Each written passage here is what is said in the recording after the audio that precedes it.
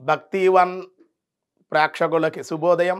16/1/2025 స్వస్తి శ్రీ చాంద్రమానం క్రోధినామ సంవత్సరం ఉత్తరాయణం హేమంత ఋతువు పుష్యమాసం కృష్ణపక్ష తదియ గురువారం.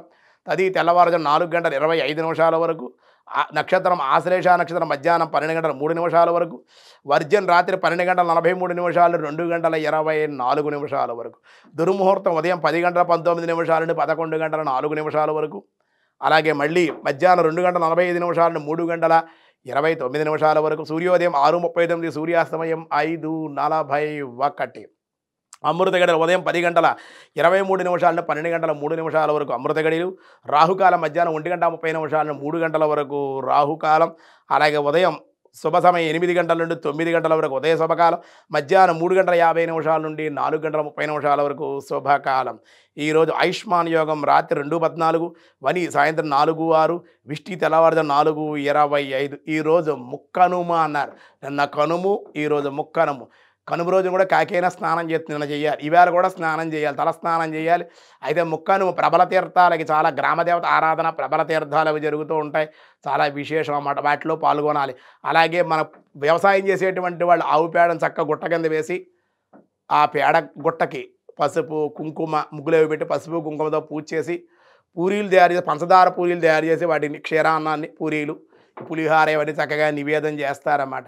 వ్యవసాయ అభివృద్ధి పాడి పంట మనకు ఐశ్వర్యం అంటే అదే కదండి, పాడి పంట కూడా ఐశ్వర్యమే. కాదు పాడి పంట ఐశ్వర్యం అన్నమాట. మనకి దాన్ని ఆరాధిస్తారు. రైతులు కూడా పొలాలకు వెళ్ళి ఆ భూమి మీద పసుపు కుంకం వేసి చక్కగా కొబ్బరికాయ కొట్టిన భూదేవి కృతజ్ఞతలు తెలియజేయాలి కదండి. ఆవిడ నమస్కారం చేసుకో. అలాగే బళ్ళు ఏమన్నా ఉంటే బళ్ళ పండ్లగా అని చేస్తారు. ఆ బళ్ళు కడిగే చక్కగా, ఆ ఎద్దుల బళ్ళు కానీ ట్రాక్టర్లు కానీ అవన్నీ కడిగే చక్కగా అలంకరణ చేసి వాటికి కూడా పూజ చేసిన అవి కూడా చక్కగా వాళ్ళు పూజ చేసి ఆరాధిస్తారు ఈవేళ. అలాగే ధ్వజం కూడా, ఒక ధ్వజాన్ని హనుమధ్వజాన్నో ఏదో ఒకటి పొలంలో చక్కగా పాతుకోవడం, భూదేవి నమస్కారం చేసుకోవడం, ప్రబల తీర్థాలు ఇలా ఈ రకంగా ముక్కను మహోత్సవాన్ని గ్రామదేవత ఆరాధనతోటి అందరూ కూడా ఆచరించి తరించండి. దినారంభ చక్రంలో దినఫలాల్లో ముందుగా మేషరాశి. ఇతరులకు సహాయ సహకారాలు పొందుట, స్థిర వృద్ధి, ధన లాభము ఉంది. వృషభ రాశి శుభకార్య లాభము, శత్రుజయము, ప్రయాణ సౌఖ్యము. మిథున రాశి దైవచింతన, దేవాలయ దర్శనాలు, ఆనందంగా ఉంటారు. కర్కాటక రాశి మానసిక ప్రశాంతత, సమస్యలన్నీ తొలగిపోవుట. సింహరాశి వ్యవసాయక లాభాలు, ఆనందము, ప్రయాణ అవకాశాలు. కన్యా రాశి నూతనమైనటువంటి అవకాశాలు అందుకొనుట, రుణములు తీర్చుట. తులారాశి రావలసిన ధనము వచ్చుట, ఆనందము, నూతనమైన వస్త్ర వస్తులాభాలు. వృశ్చిక రాశి కొన్ని సమస్యలు తీరుట, ఊరట చెందుతారు, ధనవృద్ధి, ధాన్యలాభాలు ఉన్నాయి. మకర రాశి ప్రయాణ సౌఖ్యం, శత్రుజయము, దేవాలయ దర్శనాలు.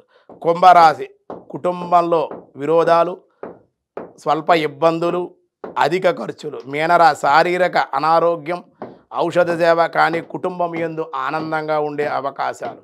దినారంభ చక్రంలో ఈరోజు ఈ విధంగా ఉంది. విష్ణు సహస్రనామంలో ఏం చెప్తున్నారో చూద్దాం. ఈరోజు వ్యాసాయ విష్ణు రూపాయ, వ్యాస రూపాయ విష్ణవే ప్రభువాం ప్రభవే నమః. భగవానుడు సర్వలోక మహేశ్వరుడు, సర్వశక్తి భాండాగారము కనుక ఆయన చేత కార్యాలు నెరవేరును. ఆ విధంగా అన్యథా వర్తించు, సర్వత్రా స్వతంత్ర సంపూర్ణ శక్తి సంపన్నుడు అగుట చేత స్వామిని ప్రభువు అధికారం, మొత్తం లోకాలన్నింటి మీద కూడా ఆధిపత్యం కలిగినటువంటి వాడు, అధికారం కలిగినటువంటి వాడు. అటువంటి సర్వము కూడా తన అనంతమైన స్వతంత్ర సంపూర్ణ శక్తిమంతుడు కనుక పరమాత్మని ప్రభవే నమః అని స్తుతించారు. మిగతా విషయాలు రేపు చూద్దాం. ఈరోజు స్వస్తి.